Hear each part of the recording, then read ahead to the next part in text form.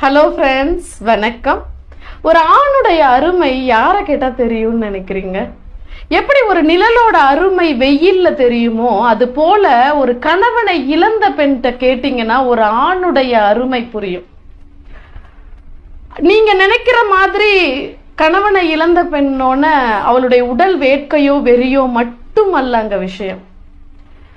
அவ சொல்றா, 1 கிலோ அரிசி இன்னைக்கு என்ன விலை விக்குதுன்னு கூட எனக்கு தெரியாது. அங்காடி போனதில்லை, காய்கறி வாங்கினதில்லை, மாதம் மின் கட்டணம் என்ன கட்டுறோம், பள்ளிக்கு பசங்களுக்கு என்ன ஃபீஸ் கட்டுறோம் அப்படின்றது கூட நான் அறிஞ்சதில்லைன்னு சொல்றா.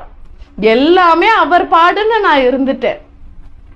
அவர் இருந்த வரைக்கும் அவரோட கஷ்டம் என்னன்னே நாங்க அறிஞ்சதில்லை.